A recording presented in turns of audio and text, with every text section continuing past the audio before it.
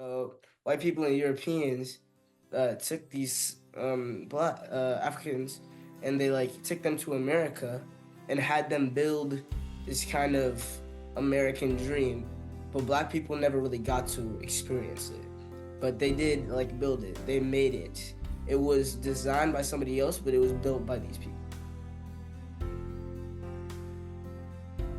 But Adib is a serious artist, and you're going to see that in a minute. His work is already on display at, I think, Greenacre School in Elliott, Maine. And he is a prolific artist. So we're going to see a lot of it. And you're going to see why I described him as a social philosopher, because these are sophisticated paintings. So Adib, what do you think? You want to, are we ready? Yeah, Uh, so like you said, some of my favorites are Trinity by high school, and I'm pretty sure my mom has a couple that I just made for her, and there might be some on my dad's house.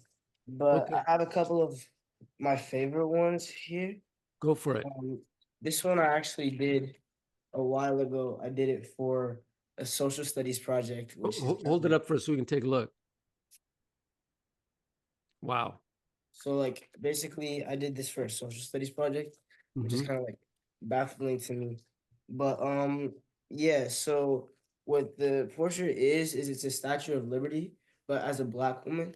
And I learned this from my mother, who showed me a video of what Joy DeGruy said. I also went to her presentation when I was like a young kid.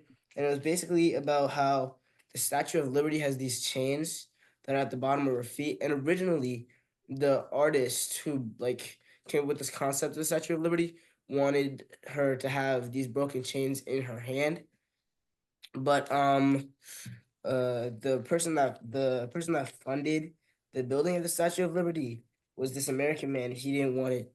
He didn't want the chains to be there.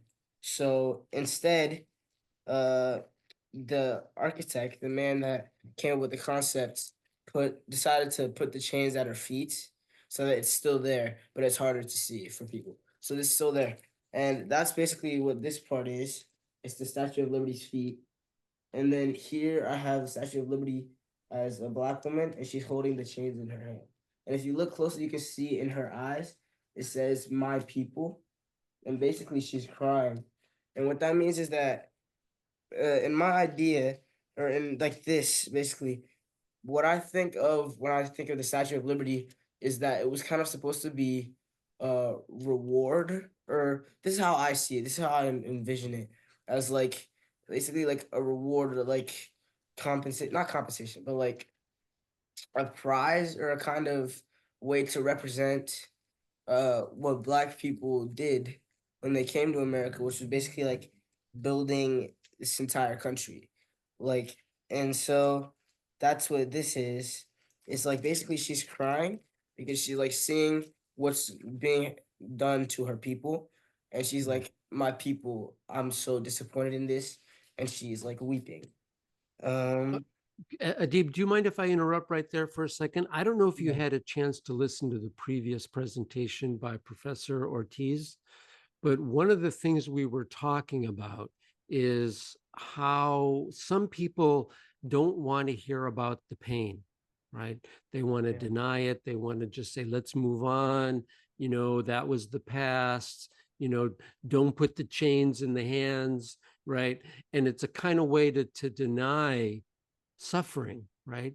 You captured that in your painting. It's so interesting that we were just talking about that. yeah. That how do we help people have empathy for people's suffering instead of just saying, I don't want to hear about it. That's yesterday. Let's keep going. So you put your finger on something really central already. So okay, please, I'm sorry to interrupt you, but it I was don't know. just It's okay. we just were I, talking about that. No, yeah, I really appreciate that. I also see that I was reading this book I found somewhere in the house. I've been reading it for a couple of minutes a day, and it's the 1619 Project.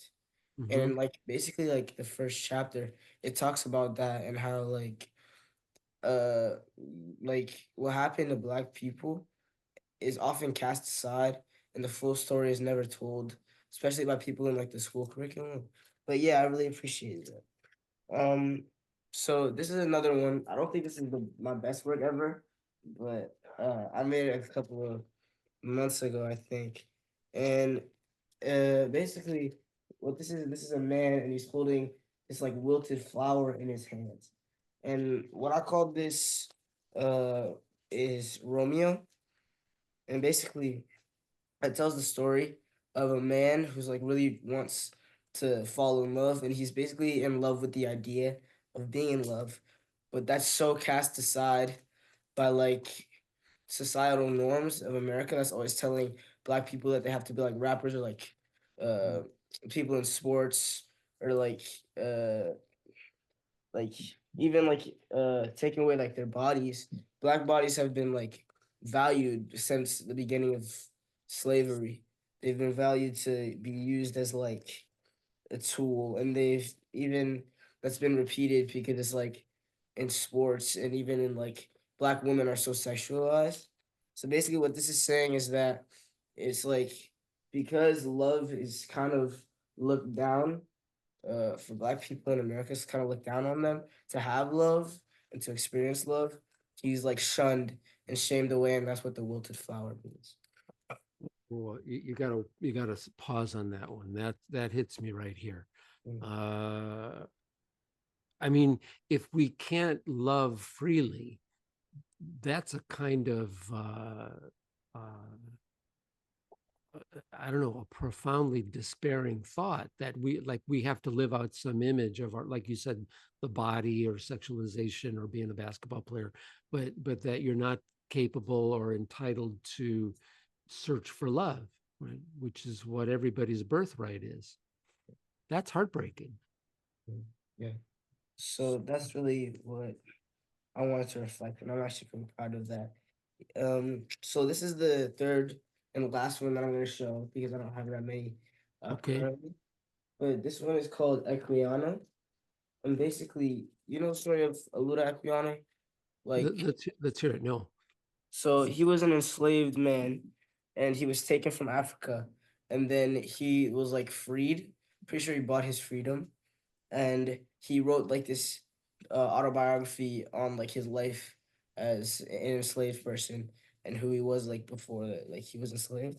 And so basically, I kind of made a timeline here, and Hmm. I also like made it like kind of reflecting on black hair and black excellence. So here you'll see Equiano, and he has this like green and white on his skin, and that was the flag of the modern day countries that he's from. I forgot which one, but I'm gonna look that up. I forgot it Like because a Ghana, maybe that look kind of like the colors of the flag yeah, of Ghana, I'm Ghana. pretty sure. Yeah. Yeah, and so that's the flag, and then he has this hair, and he has like dreadlocks, Hmm. and I made it dreadlocks because I kind of feel like that's a hairstyle that for black people is kind of like looked down on, like it's messy, it's like people don't understand it, and that's what I put for the first one. It's basically like, oh, like he's free, and that's just who he is, like before he was a slave. And then this one is during his enslavement. He has the colors of the Pan African flag on his skin, and he has his hair in cornrows. And I made it cornrows because I feel like it's kind of a more civilized style, and it's something that's still looked down on, but it's like kind of seen as more proper by white people and like people in America. And this one is like, Oh, Adi, before you do that, what's that thing around his neck? oh, this? Yeah. Yeah, so I went to this museum with my father when we were in Michigan, I think. I forgot which one it was, but it was an African history museum. And I saw like in one of the exhibits, which was actually the exhibit that I saw Equiano in, or it was like right next to that exhibit that I actually like learned about Equiano. And it was this is like one of the kind of like chains, a style of chain that they put around like enslaved people during like enslavement. And I saw that in the museum. I have a picture somewhere on my phone, but I don't have it near me.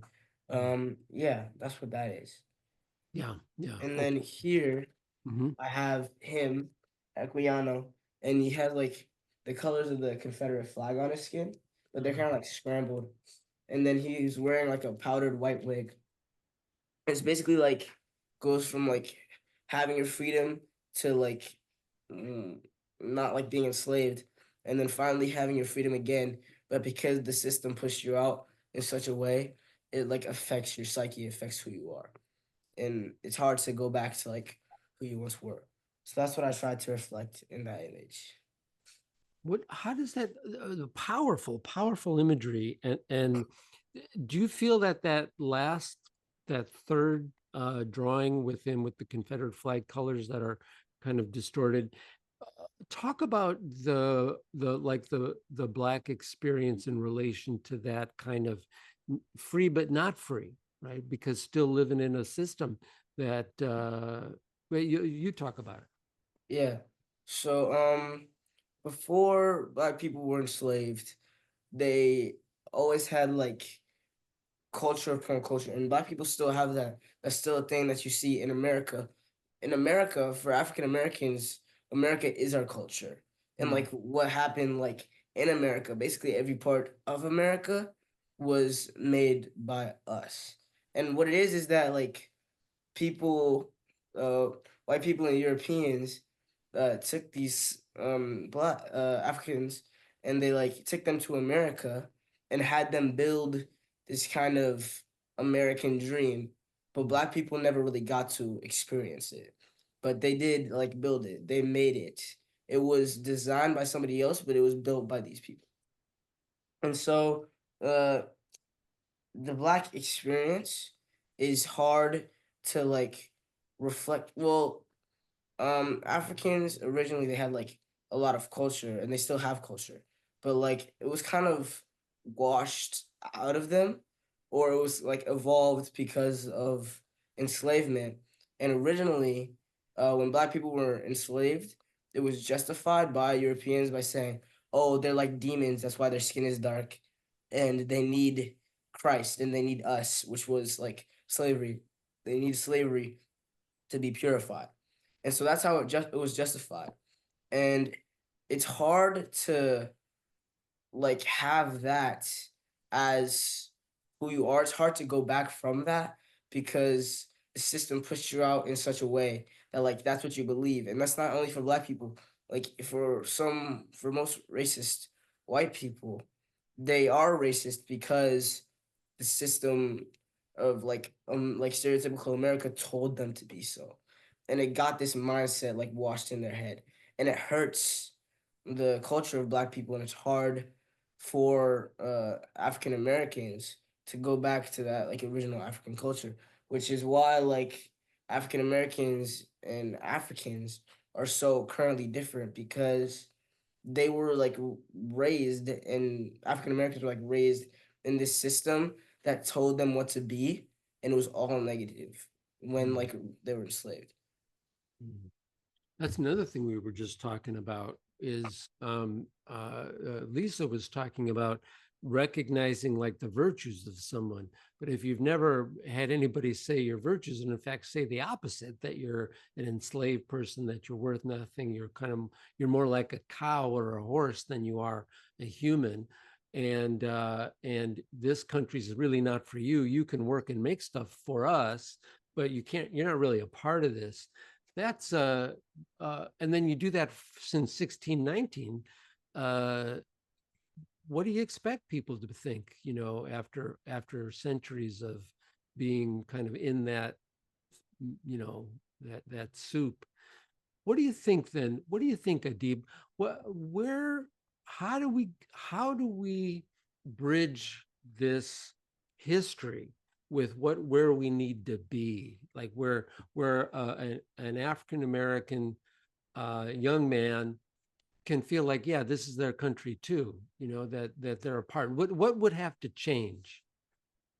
Well, I also read this in 1619 project, but I was talking about a little bit earlier. I briefly mentioned it that a lot of times in schools, like public schools, and even like in schools today, like I've gone to my school before in the sixth grade, we spent 3 weeks straight on like indigenous people, and then 4 days on like slavery in America. And I understand like we're on their land. It's important to learn about indigenous, but it's also important to learn about like African Americans and like what happened to them. And we were literally on this like subject of like enslaved people and slavery in America for like 3 4 days, and then right after that we went right back to indigenous people. And I literally like I asked my teacher, I was like, what why have we only covered on like slavery for like a couple of days? And she didn't even like have an excuse. She didn't know what to say. It's hard because I read this in the 1619 project. Even teachers in America don't know. Sorry, I'm a bit sick, so I apologize. Oh, I'm sorry. Thank you for taking the time when you're not feeling well. No, it's okay. But like even teachers in America don't fully understand like slavery and enslavement for Africans to like a full amount. And I think a big part of being proud of who you are and your skin and where you are, like the place and time of where you are now, is educating the youth even more about like and covering topics that we don't see in schools. And that's something that needs to happen, not only for it's like confidence for like black people, but also for unity and like creating empathy for those that don't already have it. Say that part again. I'm interested in what you meant by that. Take that thought and go a little bit deeper. The empathy, Yeah, yeah. the empathy. Yeah, So and the unity. Yeah. yeah, so a lot of racist white people are racist because they don't, or a lot of racist people in general are racist because they don't understand fully um what happened to uh enslaved Africans. And they're racist because they don't understand it, so they don't get a sense of empathy for them. And I feel like if we touched on it more in school curriculums, it could build empathy for those that don't already have empathy, and it Yeah. could teach them about what actually happened. And that could lead to a bigger, more united, not only like America, but a bigger, more united like world in Mhm. general. Yeah. To unite people that would usually like that are usually supposed to or like have been shown to in the past, and especially by like it's like American system that they should hate each other. Yeah. The- Yeah. Powerful stuff, Adib. Professor Ortiz, just before you, was talking about how we need an epidemic of empathy, and you just put your finger on one of the elements of that. So, why do you think a person doesn't want to hear about the suffering of another person or a whole group of people? Why wouldn't a person want to know about that? Um, I feel like a person wouldn't want to know about like what happened to these people because it would hurt them, it would hurt their soul, and it would be hard to like push past that. And it would be like this mindset that like, oh my God, like my great great grandfather hated these people and did this like horrible stuff to them. What does that reflect on me? And they don't want to think. They don't want to think about that. That's not something that they would want to do. What they want to do, what people want to do instead of learning about like things that actually happen is to try and like focus on the present, I think, or focus on the past that only reflects onto them. But that's not gonna get anybody anywhere. It's actually gonna hurt the everybody in like America and in like the world more, because if you only want to like learn about your own culture, you'll be like more segregated in your own beliefs Mhm. and like your own skin than rather than reflecting your who you are onto those who you might not always learn about or you might not always know about. Yeah, yeah. What it's so interesting, Adib, because this is a version of what we were just talking about. So it just really says that we're on to something here. We should push on it a little bit. And we're all kind of trying to figure out what's the secret to empathy? How do we, for the people who don't want to see it, because I didn't do that. Maybe my great great grandfather did. I don't want to be responsible for all that. Can't we just move on? Okay, I get that, but why? Like you said, that just makes it worse because now the person who's been suffering feels like you don't care, right? And that your suffering doesn't mean anything. And it's almost like, we got our little club here and you stay out. So how do we bridge that empathy gap? What can we do to increase the amount of empathy in the world? What do you think? Education. Education. Education is the number one way to build empathy. Mm-hmm. Education is the number one way to understand who you are, not only as a society, but as a nation. Who Mm. you are with your fellow people that live on this floating space rock. Yeah. It's important to understand that. If you completely overlook it, Yeah. there will be more violence, more hatred, and it doesn't lead to anything but Right. that. And that will continue on for decades, centuries, until you decide to face this problem head on and Yeah. understand it for who you are and understand it for who others are. Yeah. Okay, now, Adib, if you don't mind, I'm gonna get just a little bit personal. Why? Because I heard you say something about peace in the world, and that this empathy can help us build peace on the planet. Why would somebody have faith in humanity to have peace eventually?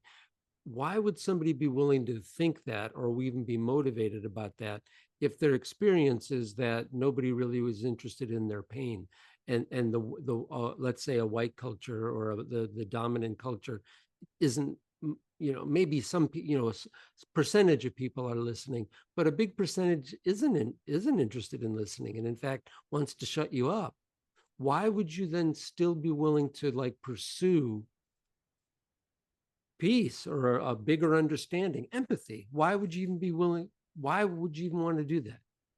I think for a lot of people, you wouldn't, but it's important to do that. It's kind of like a leap of faith. You have to trust that things will get better and take that leap of faith and try your best to teach others and try your best to teach yourself. Because if you don't, then like we stay exactly where we are. And the further we go in time, if we continue like this, things don't go up, things don't stay the same, they always go down. They always end up worse than what originally happened. And I've heard this in a couple of interviews before. Sorry. Now my mother showed me about how like slavery didn't stop, it just evolved. And it's like it created this like mindset that who you are is reflected upon like your past. And if you don't like get through that, then things are not going to get better. They're just going to get worse, like continuously for generation. Yeah. It's interesting. I speak about generations. I'm pushing 70. And so I grew up I remember Dr. King, and I remember John Kennedy. I remember all that stuff, and Bobby Kennedy. And I remember the marches. I remember when they happened. And it is different. There is some improvement, but it's almost like we're in a reactionary time right now, where some people are like, wait a minute, that's way past what I feel comfortable with, and now we're going to go backwards, right? And so even in the white community, it's not like a one thing, it's many things, but the big part of it right now is saying, I don't like any of this. The country was made for white people, and that's who it's for, right? And all this immigration stuff is an example of that. But that it's not a majority. And so I guess what I'm saying is there has been progress, but man, it's slow, isn't it? Yeah. Yeah. Yeah. Adib, do you have any other art you want to show us? I don't think I have that much that I can show really. Um, I'm just gonna look for a little. Yeah, I don't think I have that much. Oh, I have this one. I Let's made get it a little bit ago. I think I made it. It was one of the first ones that I made right after my art show. Wow. And this one is kind of hard to understand, but basically, it's like the beginning of the Atlantic slave trade. And what happened was that Africans like would actually sell other Africans to these like Europeans and were kind of like for weapons, or they would like exchange their individuality and like hurt others just for like weapons. And that's what this is. It's kind of like it's shown as like two people, one is exchanging an ankh and the other like a gun. And that's basically what it is at the beginning of the transatlantic slave trade. I made it a while ago. Honestly, I don't really know if that was my thought process. Um, but I think that's about what it was for. Yeah, yeah. Adib, I'm sorry, how old are you? 12. Yeah, okay, yeah, okay. What do you say? Are you open to taking some questions? Yeah, yeah, of course. Okay, uh, what do you think, guys? Anybody have a question for Adib? His parents sound really good, but I don't have kids, so could I possibly kidnap him or? No. His parents are doing a good job, so Yeah. maybe he should stay with them, but I have those thoughts. Yeah. Yeah. Well, you know My what though? You know, in 2 days we saw a 12-year-old who rode her bike from Madison, Wisconsin, down to Montgomery or Selma in Montgomery, Alabama, and now we got another 12-year-old. Hey, the future is here, and it looks like this. Yeah, my mom told me about that child that rode the bike, and as she was telling me the story, not only was I thinking like, oh wow, that's really powerful. I was also thinking, I am not athletic enough to do that. So You should uh, see it. Okay, go to my YouTube, the YouTube channel, and you'll see the girl. You know, yeah, she's not athletic looking. But she's laughing and having a good time. Her and a bunch of other. She's the youngest, 12. The oldest was 18. yeah. Future is here, and it's you guys. So, Thank you. so thank you. Thank you so So much. you Keep know, doing that. I've been a graphic designer for over 40 years, and I've used my art a lot to promote Baha'i concepts and to share ideas. It is really a gratifying profession. And I'm young. I'm going to be 70 this year, like John. yeah, no, yeah, we're whippersnappers. That's right. 1955? What's that?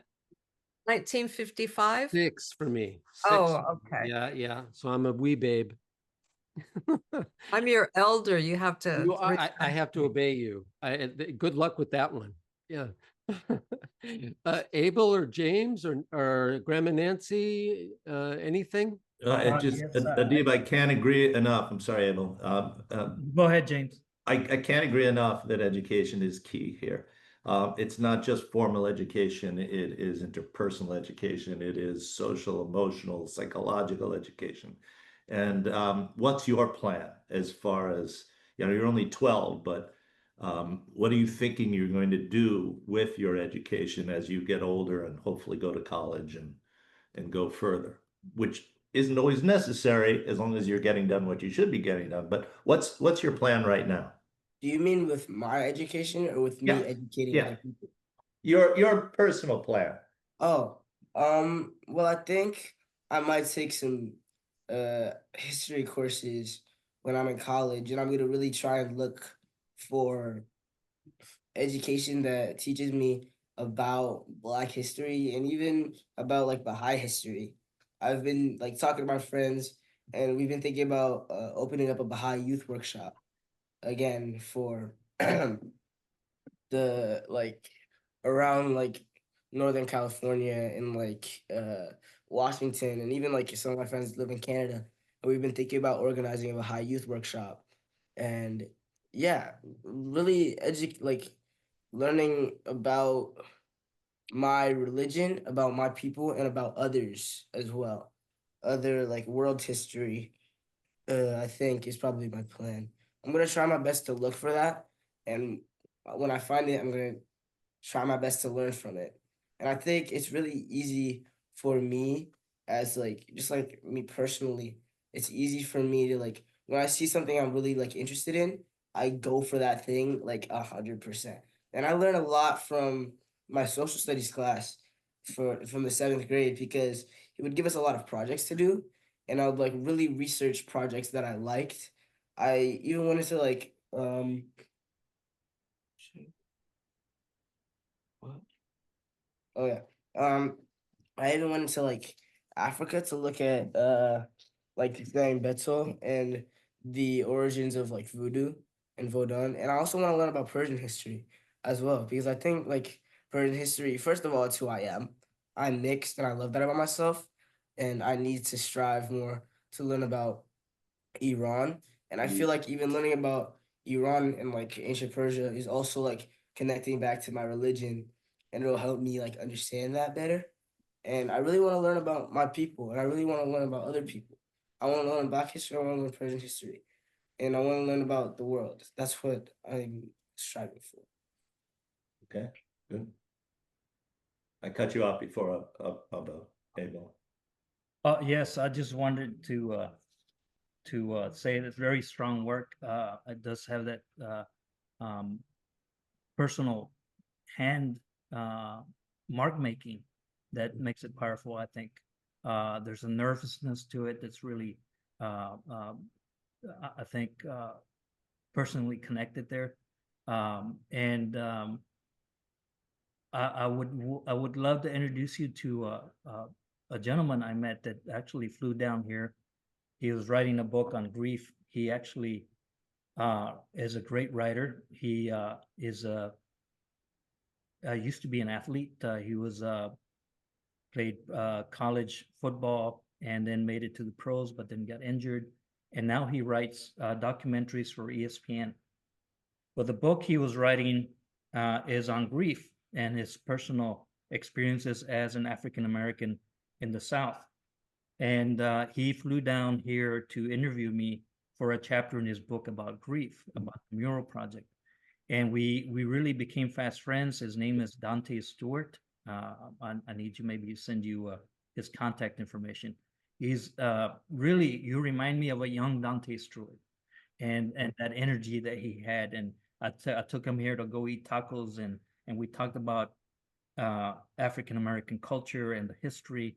And I told him about that this area here in Uvalde is a transitional space, because this is where the slaves that escaped slavery here in Texas and in the South, they came through this space into Mexico, that town I mentioned earlier, Nacimiento, Coahuila. And he learned about all that history that he had no idea had occurred in this area. And we also talked about the Seminoles that were transported on the railroad tracks, which are less than a mile away from me right now.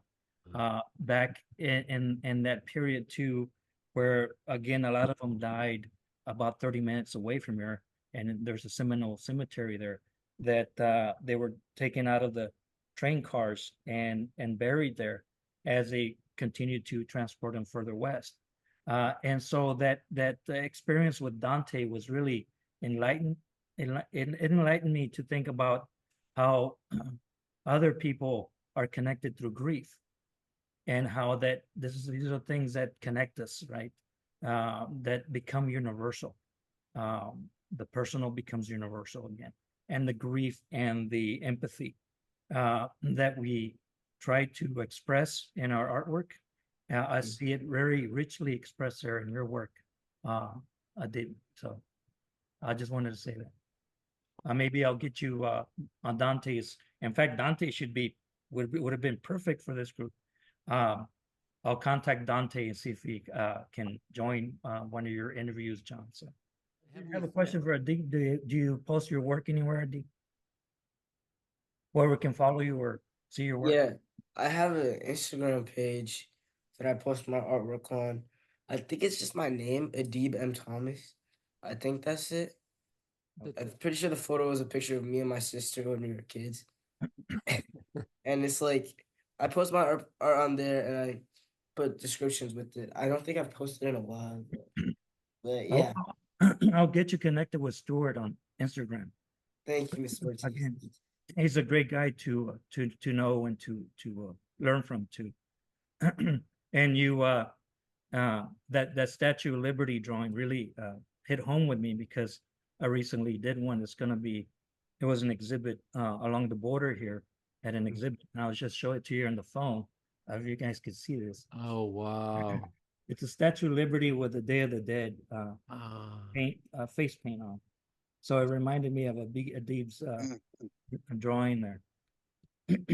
So again, I'll follow you there too. And again, I'm anxious to see your work and how you grow moving forward. So Thanks a lot, Mr. Ortiz. very powerful work.